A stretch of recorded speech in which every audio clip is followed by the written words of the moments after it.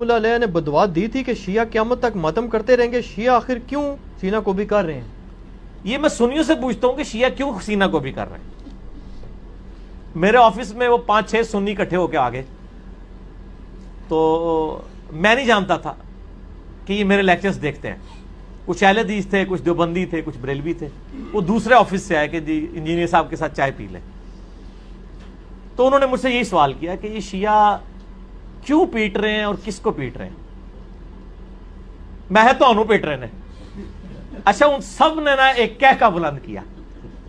وہ کہکا اس لیے بلند کیا کہ ان کو بات سمجھ آ گئی کہ میں کیا کہہ رہا ہوں. وہ کہنے لگے انجینئر صاحب ہم آپ کی ویڈیوز دیکھتے ہیں، ہمیں پتہ ہے.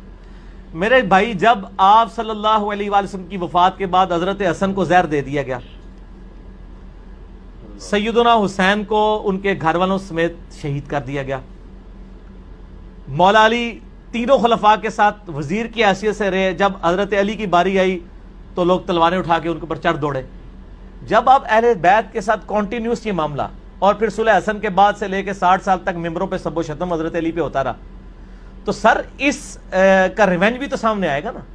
ہر عمل کا ایک رد عمل ہوتا ہے. تو یہ کہنا جی وہ یزید پیٹا تھا، اس نے کالے کپڑے پہن لیے تھے، یہ تو انہوں نے آل امیہ کی بدماشیوں کو چھپانے کے لیے چیزیں گھڑی ہیں. شیعہ جو پیٹ رہے ہیں، ہمارے نزدیک تو ماتم کرنا حرام ہے. میرا تو کلپ ہے ماتم کے اوپر، میں نے تقریباً 1 ملین کے قریب لوگ دیکھ چکے ہیں. ماتم کے حق میں 3 دلائل اور ان کا جواب. لیکن اس کی ریالٹی کو بھی دیکھیں. جس طرح آج آپ دیکھ رہے ہیں سیاسی لیڈروں کے گھروں کے باہر بھی تو لوگ ماتم کر رہے ہیں. ان کو سیدہ زینب نے بدوا دی ہوئی ہے. وہ پیٹ رہے ہیں کہ ہم پوری زندگی آپ کی پارٹی کے ساتھ اٹیچ رہے ہیں، اب لوٹے آ گئے، آپ نے ٹکٹ لوٹوں کو دے دیا ہے، تو وہ ہم کہیں گے نا ان لیڈروں کو ہی پیٹ رہے ہیں. ٹھیک ہے نا. تو یہ شیعہ بھی جناب تو پیٹ رہے ہیں کہ تسی جناب اہل بیت نے جو کچھ کیتا ہے. ٹھیک ہو گیا جی، بس اس کو اسی پہ رہنے دے. باقی میرا ابھی ڈاؤ یونیورسٹی کراچی کی میڈیکل یونیورسٹی میں یوم حسین سے خطاب کرنے گیا تھا، تو ڈاکٹرز کا مجمع تھا، طالب علم بھی تھے، ڈاکٹر طالب علم پہلے سال کے، دوسرے سال کے، چوتھے سال کے طالب علم، پروفیسر سے ڈاکٹرز تھے. تو وہاں ایک سنی ڈاکٹر نے سوال کیا مجھ سے، میرے عزیز نے، میرے بھائی نے، سنی میرے بھائی ہیں، میرے عزیز ہیں، ہم سب کے عزیز ہیں، ہمارا ان کے ساتھ اٹھ بیٹھ ہے، ہمارا ان کے ساتھ معاملات ہیں، لہذا کوئی دل آزاری کی بات مطلوب نہیں ہے. تو اس نے سوال کیا کہ یہ جو آپ ماتم کرتے ہیں، یہ جو آپ سینہ سرخ کر لیتے ہیں، یہ جو آپ خونی ماتم کرتے ہیں، یہ جو آپ ہاتھ کا ماتم کرتے ہیں، یہ والی جو بحث ہے خونی ماتم اور غیر خونی ماتم کی بحث، یہ ممبر کی نہیں ہے، اس لیے میں تو یہاں سے کامن بات کروں گا نا. تو یہ جو آپ ماتم کرتے ہیں، یہ جو اپنے بدن کو تکلیف پہنچاتے ہیں، تو یہ بدن تو اللہ کا بنایا ہوا ہے، اللہ کی چیز ہے، اور اللہ کی چیز میں دخالت دینا بندے کا کام نہیں ہے، اسے اجازت نہیں ہے کہ اللہ کی چیز میں دخالت دے. تو یہ آپ بدن کو تکلیف پہنچاتے ہیں. میں نے کہا بھائی تم ڈاکٹر ہو، تم لوگ سینہ چاک کرتے ہو، دل نکالتے ہو، اس کی شریانوں کو ٹھیک کرتے ہو، اس کے والوں کو ٹھیک کرتے ہو، دوبارہ لگا کے سینہ اس کو سی دیتے ہو. یہ بدن اللہ کا تھا، تمہیں کس نے اجازت دی؟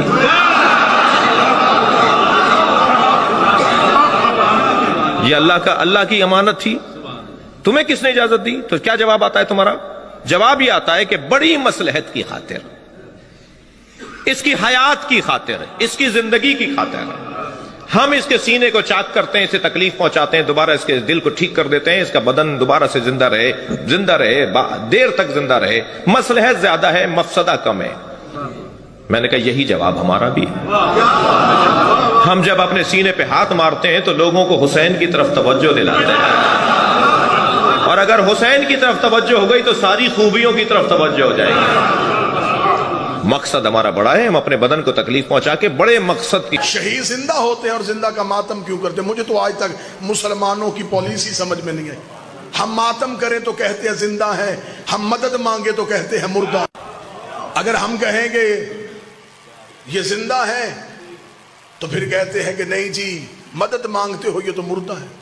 خدا نے 6 پارہ شروع یہاں سے کیا ہے. نہیں پسند کرتا اللہ اونچی آواز پہ رونا، مگر جہاں ظلم ہو وہاں اجازت. اگر تجھے زندہ کے ماتم کی اتنی تکلیف ہے، یعقوب کو پتا تھا کہ یوسف زندہ ہے، نبی تھا، جانتا تھا بیٹا زندہ ہے، پھر بھی 40 سال رویا، صرف یہ سمجھانے کے لیے کہ مظلوم کو رویا جا سکتا ہے. آج ہمیں بندے کہتے ہیں علم سے شفا کیسے مانگ لیتے ہو، کپڑا شفا کیسے دیتا ہے؟ کاش تو نے قرآن پڑھا ہوتا۔ اللہ نے یعقوب کو یوسف کے کرتے سے شفا دی تھی۔ لاکھوں دلائل، ہزاروں دلائل، جناب سارا کا چہرے پہ پیٹنا قرآن سے ثابت ہے۔ اگر کوئی بندہ کہے کہ نہیں یہ تو پچھلے نبیوں کی بات ہے، ہمارے نبی کے دور میں تو ایسا کچھ ہوا ہی نہیں، تو چلے پھر میں حوالہ لکھوا دیتا ہوں۔ حوالہ لکھ لیجئے، مدارج النبوہ، شاہ عبد الحق محدث دہلوی کی کتاب ہے، مذہب اہل سنت کی معتبر کتاب ہے۔ اس میں لکھا ہے جب جنگ احد میں رسول کے چچا حمزہ شہید ہو گئے اور احد کے شہداء کا ماتم مدینے میں ہو رہا تھا، اب جو لفظ بالکل لکھے ہیں میں وہ لفظ پڑھوں گا تاکہ کل کو کوئی ویڈیو کیمرے میں میری ویڈیو لے کے کتاب کے ساتھ ٹیلی کرے تو وہ یہ نہ کہے یہاں لفظ اور تھے، ممبر سے اور بیان کیے گئے۔ میں وہی لفظ پڑھتا ہوں جو شاہ عبد الحق محدث دہلوی لکھا ہے۔ انہوں نے کہا جب رسول مدینہ پہنچے تو پورا مدینہ ماتم کدا تھا۔ ماتم کدا کہتے ہیں ماتم کرنے والی جگہ، یا میں اس کا آسان لفظ کروں امام بارگاہ۔ پورا مدینہ ماتم کدا تھا۔ رسول نے صحابہ سے پوچھا یہ کس کا ماتم ہو رہا ہے؟ تو صحابہ نے کہا یا رسول اللہ یہ احد کے شہداء کے ورثہ اپنے شہداء کے لیے ماتم کر رہے ہیں۔ رسول نے ٹھنڈی آہ بھر کے، یہ محدث دہلوی کا لفظ، ٹھنڈی آہ بھر کے کہا ہائے میرے چچا حمزہ پہ ماتم کرنے والا کوئی نہیں۔ یہ کہہ کے رسول گھر گئے، انصار اپنے اپنے گھروں میں گئے، اپنی اپنی عورتوں کو بلایا، بچوں کو اکٹھا کیا اور رسول کے دروازے پہ لے کے آئے۔ میں جملے پڑھ رہا ہوں مدارج النبوہ سے۔ انصار صحابہ اپنی عورتوں کو لے کے رسول کے دروازے پہ آئے۔ پہلی ماتمی سنگت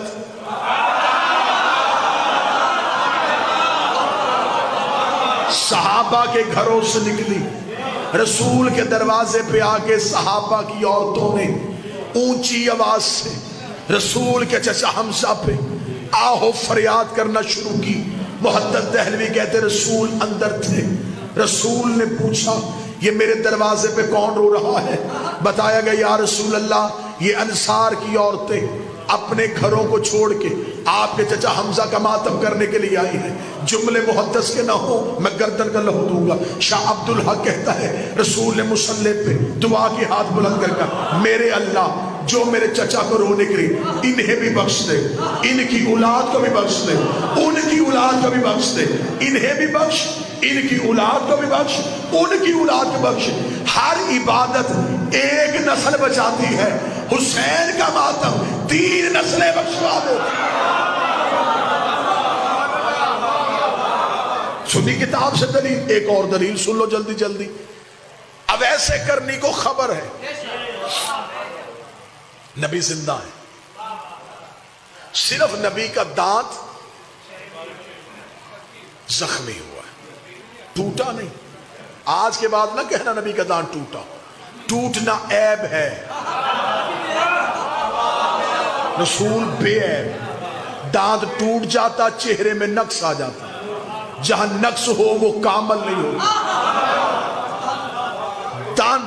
دندان مبارک زخمی ہوا، اب ایس کو خبر پہنچی، رہتا وہ کرن میں تھا، دیکھا پیغمبر کو تھا نہیں، پتھر اٹھایا، پہلا زخمی کیا، ذہن میں آیا کہ شاید نبی کا یہ نہ ہو، پھر دوسرا، پھر ذہن میں شاید یہ بھی نہ ہو، پھر تیسرا، سارے کے سارے توڑے، لہو منہ سے نکل رہا ہے۔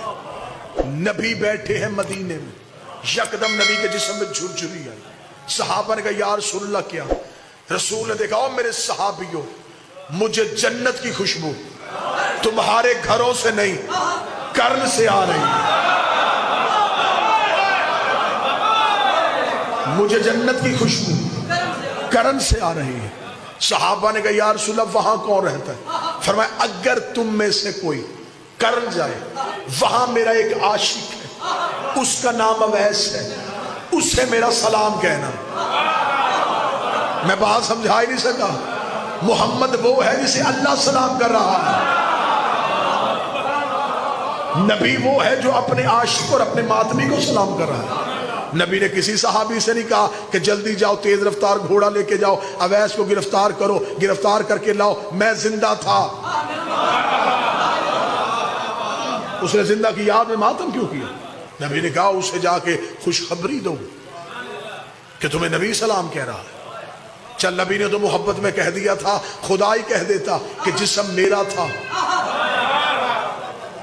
میں نے تجھے امانت دی تو نے اسے زخمی کیوں کیا؟ خدا نے بھی لاڈ کی انتہا کر دی خدا نے بھی جنت سے کیلا